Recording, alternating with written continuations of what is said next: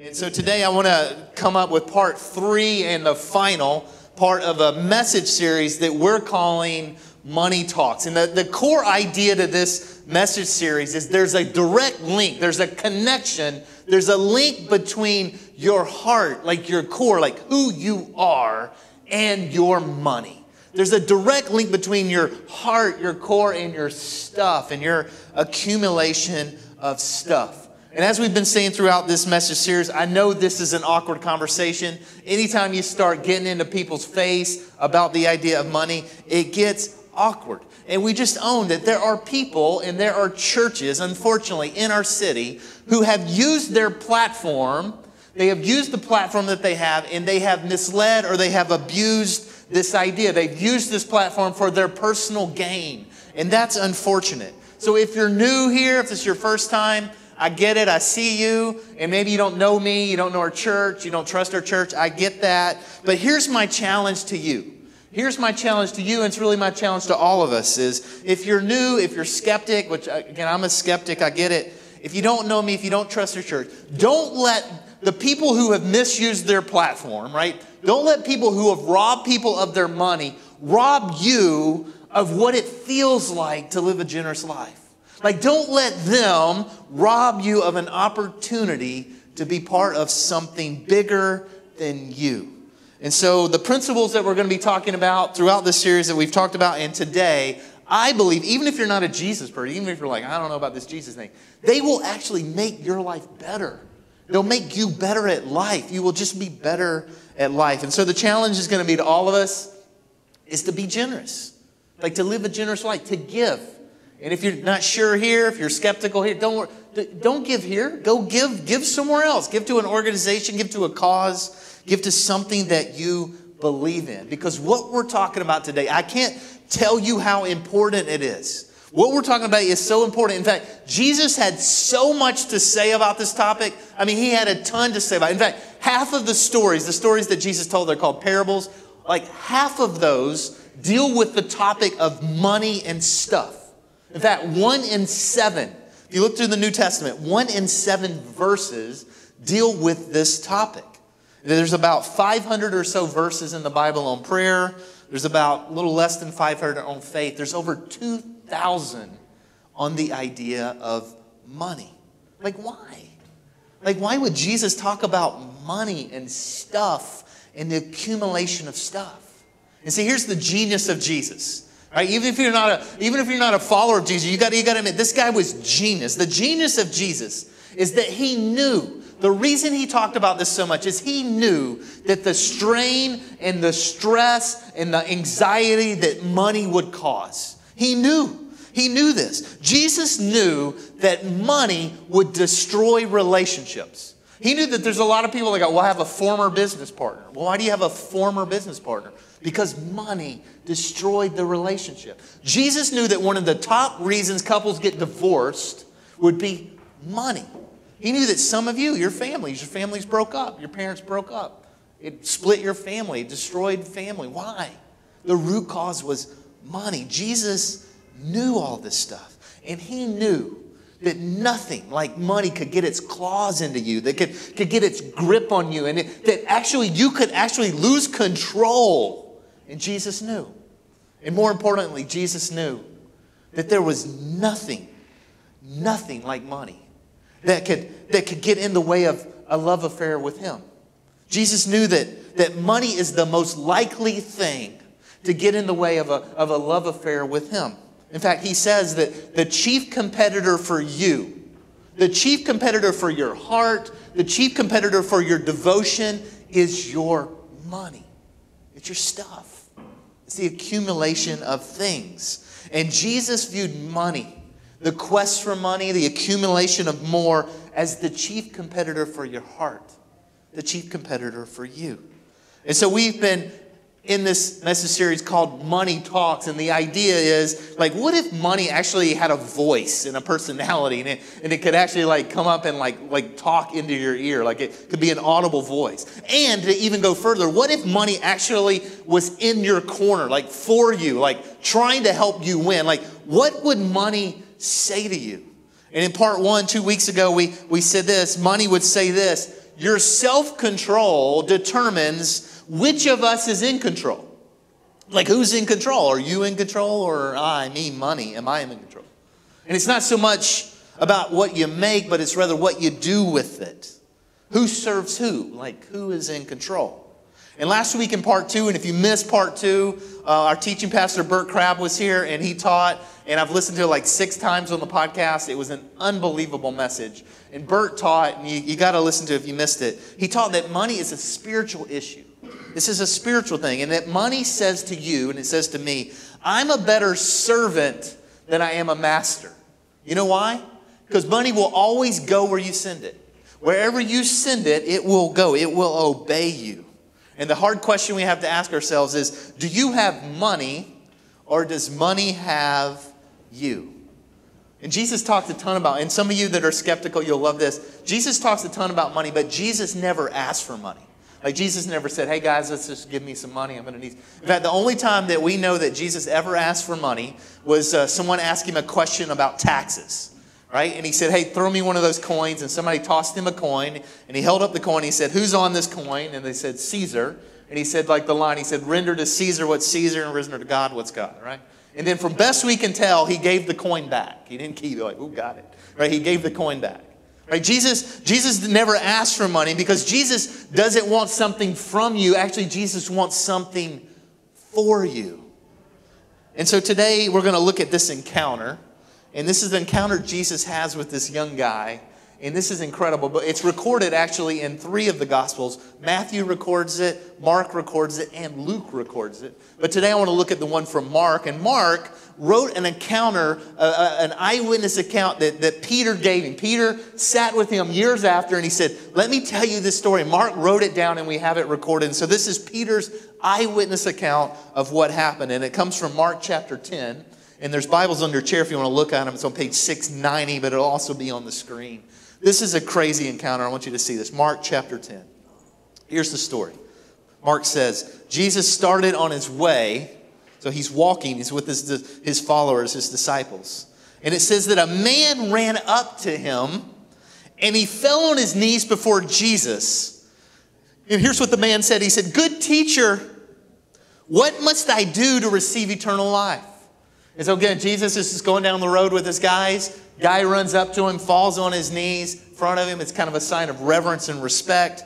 And he starts asking him, hey, good teacher, how can I have eternal life? Look how Jesus responds, verse 18. Jesus says, why do you call me good? No one is good except God. You know what the commandments say. And he says, don't murder, don't commit adultery, do not steal, do not be a false witness, do not cheat, honor your father and mother.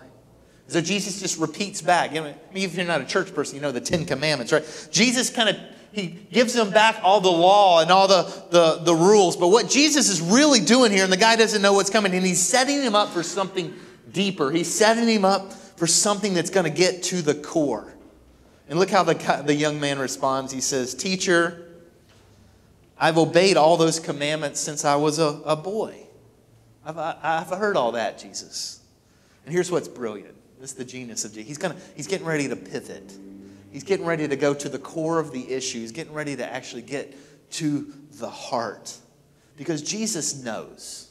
Jesus knows. And I hope this bothers you because it bothers me. Jesus knows that it's easier to trust him with your sin or with your grief or with your eternity than it is to trust him with your money. Like, he knows. In fact, you know how I know this? My prayers. Your prayers. Think about your prayers. What do you pray for? Oh, man, God, I messed up. I'm sorry. Please forgive me. Oh, God, this person's sick. They got cancer. Can you heal them? Can you make them well? God, oh, yeah, God, can you save me? Right? Those are kind of our typical prayers. When's the last time you prayed something like this? God, how do I invest what you've given me?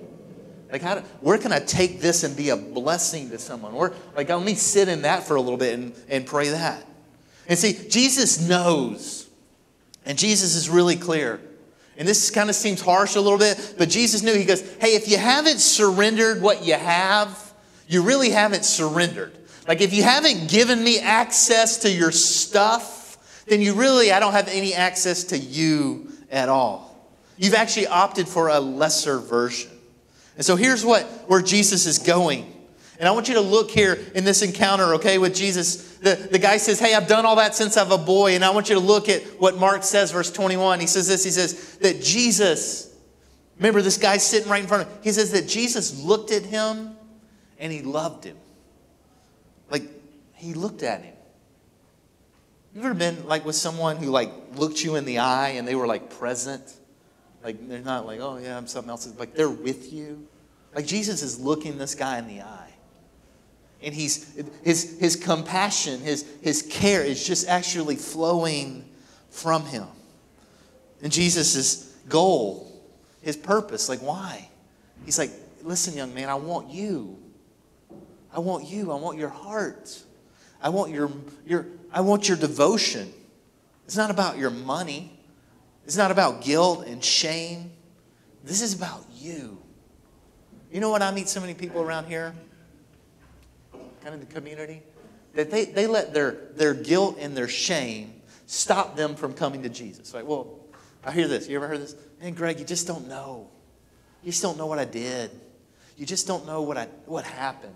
You just don't know the full story. Like, could God really love me? Could God really accept me? Could God really, is there really grace for that? And Jesus is like, yeah. Don't let that hold you back. And he's looking at this young guy, he's looking at this man, and he's going, man, I just want you. I don't care what you've done. I don't care what the past is. I'm just looking at you. And money has its grip on you. It has its claws so deep into you. It's controlling you. And I'm not trying to condemn you. I'm not trying to judge you. But what I'm trying to do is help you. I want to free you. I want to free you. And that's what Jesus says to you and me. I want to offer you freedom. I want to offer you life. Look what Jesus says to him. Again, he's looking at him. He's through eyes of love, and he says to this young man, he says, look, you're missing one thing. Go and sell everything you have. Give the money to those who are poor, and you will have treasure in heaven. And then come and follow me. He says one thing. He says, listen, man, your stuff, your money, the accumulation of stuff, it has a grip on you, bro. Its claws are so deep into you, and you got to let it go. You got to let it go. It's controlling you. It's your master. And I want you to be free. I want you to experience life and freedom and purpose and meaning. And right now, it is controlling you. I'm calling you to live an outward bound, generous life. And the principle that I'm drawing from this and how I would word it today is say, hey, here's what our money is saying to us. Money is saying this, hey, I can add meaning to your life, but I am not the meaning of life. I can add meaning to your life. I can add opportunity to your life. I can give you opportunity, but I am not the meaning of life. And Jesus is not condemning this guy. He's not even condemning the idea of money. He's not even condemning the idea of stuff. But he's saying, listen, man, your priorities, your purpose, your meaning, you're trying to find it in your stuff. You're trying to find your purpose and meaning in your money. And that's only going to lead to misery. It's only going to lead to emptiness. It's only going to lead to pain. And then Mark tells us, he says that the man's face fell and that he went away sad because he was very rich. It says his face clouded over, and then he walked off with a heavy heart because he was holding tight to his stuff and he was not going to let it go. Many have described this as the saddest verse in the Bible because here's this guy, and Jesus is looking at him with love, and he's offering him freedom and hope, and the guy says no, and he misses his chance. He misses his opportunity. Jesus isn't offering him like you can be part of something bigger. You can be part of something grander. You can find real purpose and meaning. You can experience freedom. You don't have to be controlled. And he says no. Remember, my wife and I were getting ready to celebrate 12 years of marriage in February, and before we got married, we spent a lot of time talking about this stuff. because we knew that the finances can really trip up relationships and marriages. And so we had some long, hard conversations about stuff. And the general idea we had is like, hey, we want our lives to be part of something bigger. We want our lives to be part of a grander purpose, because we are aware that life is short. Jesus' brother James says life is like a vapor. It's here today and gone tomorrow. Like, you just got a limited window. You just have just a small amount of time. And so we said, man, we just want to be generous. We want to be givers. And we're cool driving Hondas with dents in them. I'm cool with that. I'm cool buying my clothes at Dolphin Mall. I love Dolphin Mall. By the way, they're having a sale. I was just out there last week, 50% off. It's rocking, man. You can hook it up, Robert. You know what I'm saying? Like, I'm cool with that. Right? Because we decided, right, before we were ever married, we said, hey, we're going to start at 10% off the top, right? Like, immediately, 10%. And then every single year we're married, we're going to increase the percentage. We're going to increase the percentage until one day, and I don't know when this day will be, our goal as a couple, our goal is that we're going to give away more than we actually keep. Right? That one day, that at least 51%, I'd love it to be more than that, but more, like, the majority of what we make, we're going to actually give away. We're going to just give, because we want to be generous. We want to be generous. And we believe, like I see what Jesus doing with this guy, is like, we got an opportunity. Like, we have an opportunity. Our life is short. It's just a vapor. And we want to make it count. We want to invest. We want to be part of something bigger. And I believe just like this young man had an opportunity, and then my wife and I have an opportunity, I believe you have an opportunity. That what you have the same opportunity to invest. And that's what makes this so sad. When you see the guy walk away, when you see that his face clouded over, just grief, and he walked away. What makes it so sad is that he said no to an opportunity. He said no to a chance to be part of something bigger. He said no to meaning and purpose beyond himself. And he walks away.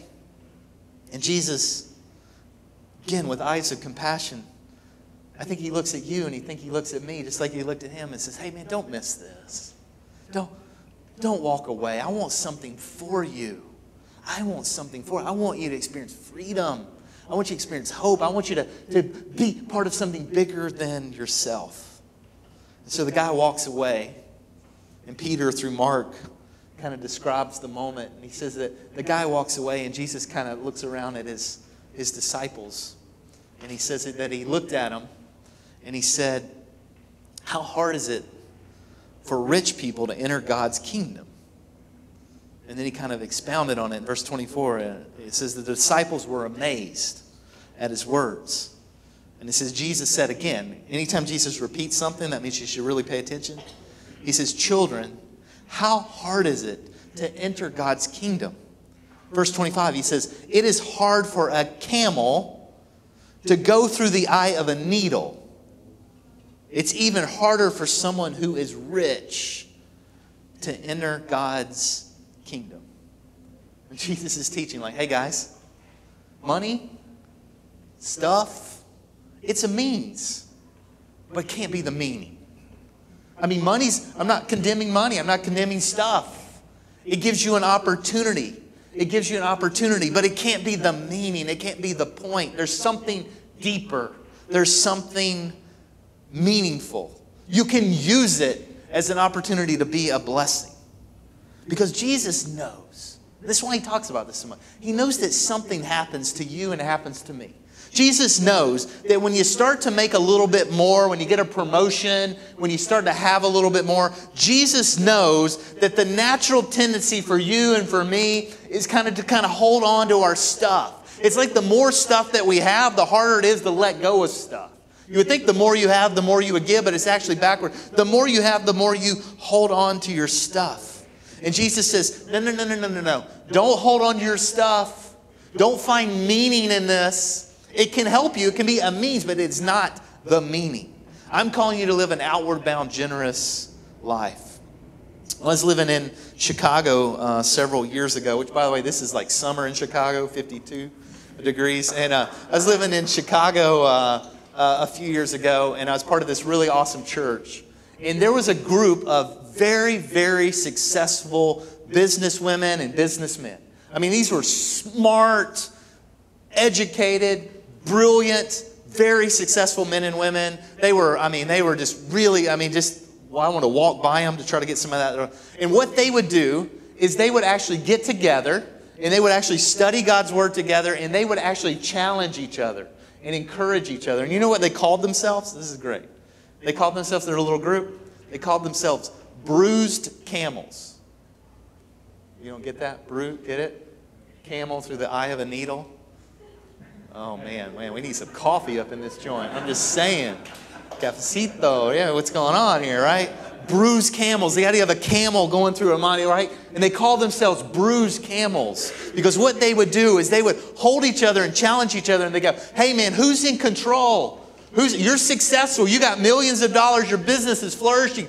That's great. God does not condemn that. But what are you doing with it? Who's in control?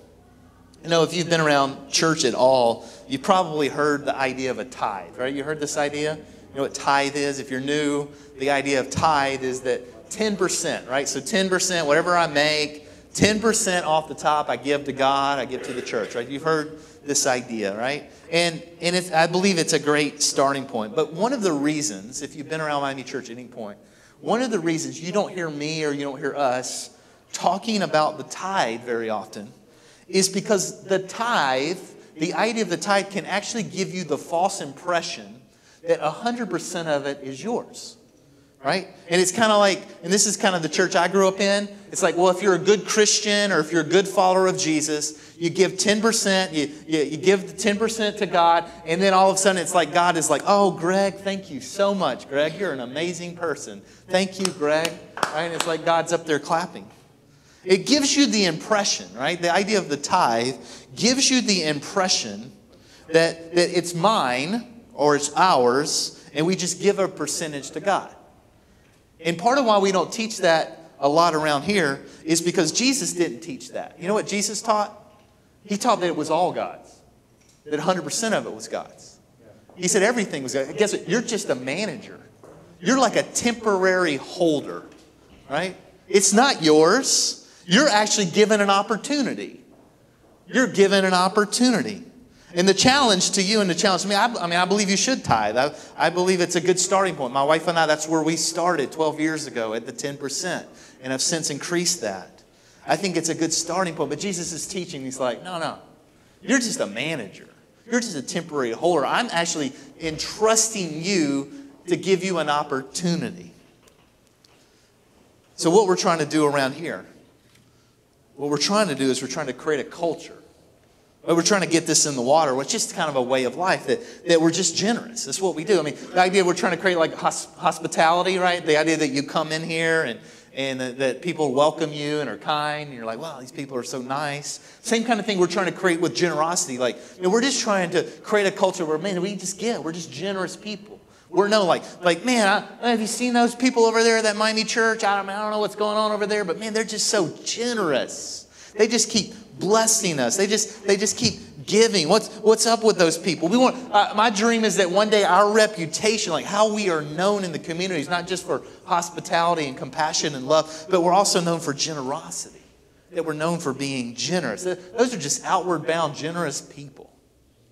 And I just want to pause here and brag on you guys for a moment. Those of you who are really part of our church, is because something's happening right now. And it's really just kind of the last few weeks. And I've never planted a church before, so I don't really know what's going on, right? But you just see this, there's a shift that's happening, right? And there's a shift that's happening. And if you don't know anything about church planting, my wife and I and 2 kids moved here several years ago to help plant this church. And we had a 3rd kid because we were trying to grow the church.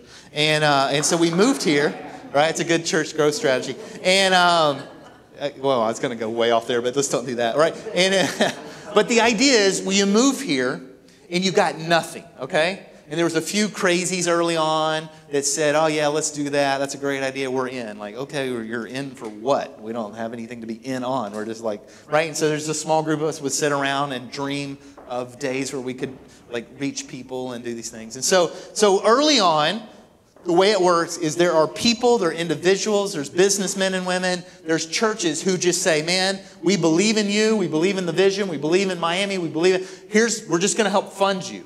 And so early on, like 95% of everything that we do is funded from these people, like just random people around the world that just like love on us, right? And that's amazing. And then that's the way you survive the first few years. But what's happening, right, now that we're a few years into this thing, what's happening is we're starting to see a shift, right? And it's happening. The way I like to say it's happening right in front of our eyes, right? We're starting to see a shift where we're actually moving from the receiving, like, thank you, you're blessing me. Oh, man, that's awesome. You're so generous. We're moving from that to where we are. And it's not going to happen overnight. It's going to happen over the course of 2020, I believe. We're moving from where we actually become the blessor. Like we actually become the givers. We actually can bless other people. And it's happening. And literally, this is just literally happening. I mean, again, it's just happening in front of our eyes. Like literally in the last 4 weeks, for the first time in the history of our church, our giving is actually ahead of our budget need. Like it went green, and I was like, I didn't even know that it could go green. I didn't know that was a possible thing that could happen, right? And it's like, what? Right? It's like because of you, because of your generosity, because of your faithfulness, because of your belief in our vision and what we're doing, right? For the first time, the number of people that are giving, the number of people that are serving, the number of people in neighborhood teams, it's all like just crazy growing, right? And it's for the first time. And it's like, okay, God, man, how cool is this? Because all along, I mean, way back in the early days, I was standing on a patio here in the Grove, and there'd be like 20 people there, and I'd be like, hey, guys, this is awesome. Man, one day we're going to be part of helping plant churches in every neighborhood in Miami-Dade. And they're all like, yeah, okay, well, right. Hey, guys, one day we're going to give $2 million a year away to missions, into serving, into church planting. And they're like, okay, right, we don't have $10 here. What are you talking about, right? One day. And we dream those dreams from day one. And now you're starting to actually see like, oh, whoa, okay. We're not going to do $2 million 2020, but it's going that direction. God's starting to pour His favor and His blessing on us. And so this year, for the very first time, our finance team, our leadership team, just started praying like, man, like God is doing something. We got to capitalize on this. We got to lean into this. Let's don't sit back in fear. Let's lean into this. And so for the first time in the history of our church, we're going to do what we're just calling year-end giving. And the simple idea is that above our normal giving, we're going to challenge me and you and our church to give $60,000 between now and December 1st, like over and above our regular giving, so that we can like end 2019 in like really strong standing and move forward into 2020 like in a really great space. And we're calling it, this is our time, and there's some of these back at Connect Point you can see. But we're going to challenge you guys to go above and beyond for $60,000. And here's kind of what we're going to do. You can see on this next one. If you were here for part one, or if you've heard any of my teaching on financial stuff, we challenged me and I challenged you personally. This is how I think you should live financially. This is just smart Jesus principle financial. First thing you should do when you get paid is you should give.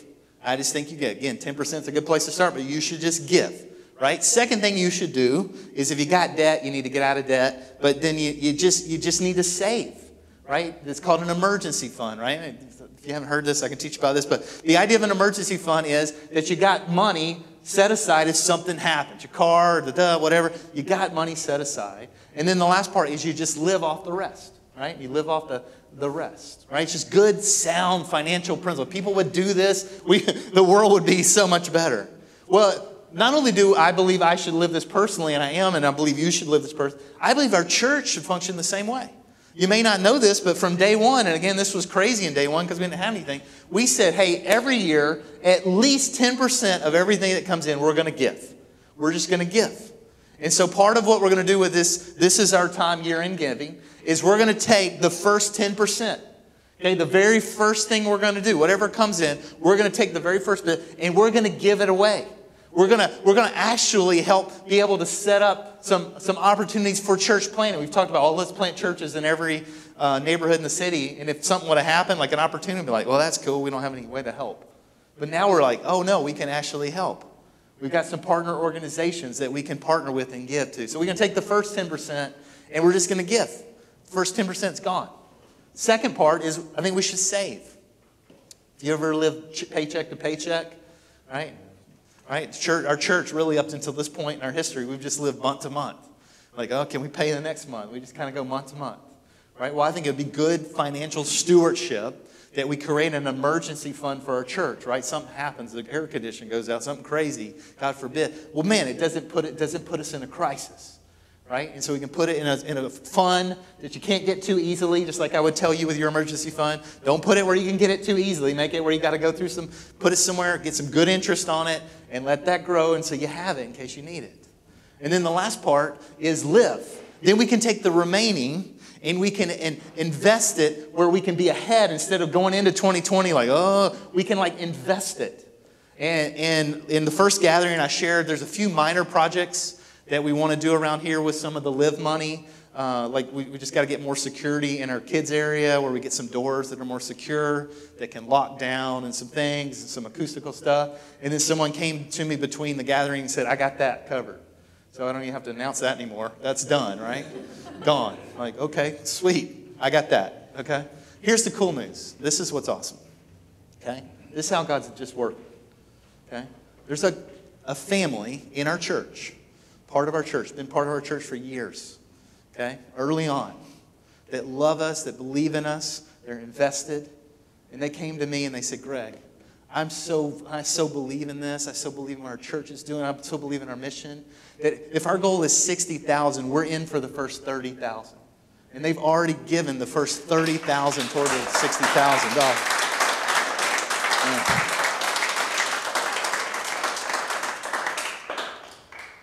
God is doing something. We saw it yesterday. We saw people giving their lives to Jesus. We see it in our neighborhood teams throughout the week. We see it on Sundays. We see God moving. And this is going to set us up, right? This is going to set us up to be able to move into this category, right? The category that I dream we would always get in. The category I want to be in personally, where I am the giver. I am the blesser. I am able to just freely and go, man, I want to be a blessing. I want to be a giver. It's been great. And we're standing on the shoulders. The people that have given to us, I mean, big checks, big money. We're standing on their shoulder. We would not be here today without them. We're standing on their shoulder, but now we got a chance to move to where we can be the givers and the blessers to other people. And God's doing amazing things. And so here's my closing challenge to you and to me. What you do with money, what you do with your money, speaks volumes about who you are and whose you are. And God says, I want you. I want you. I want your heart. I want your devotion. I want all of you. And Jesus knew that the chief competitor for you, the chief competitor for your heart, the chief competitor to your devotion was your stuff and your money and your accumulation of money. And Jesus said, hey, money's not bad. The money gives you opportunity. But money, listen, it can add meaning to your life. It can give you opportunity. It can allow you to be a blessing to others, but don't let it be the purpose. Don't let it be the meaning of life. Money can add meaning to your life, but don't let it be the meaning of life. You say, well, Greg, how do you know? Like, how do you know who's in control? I mean, am I in control? There's money. Like, how do I know? I said, well, it's pretty simple. It's just It's just simple math. You want to know who's in control of your life? How generous are you? What percentage do you give away?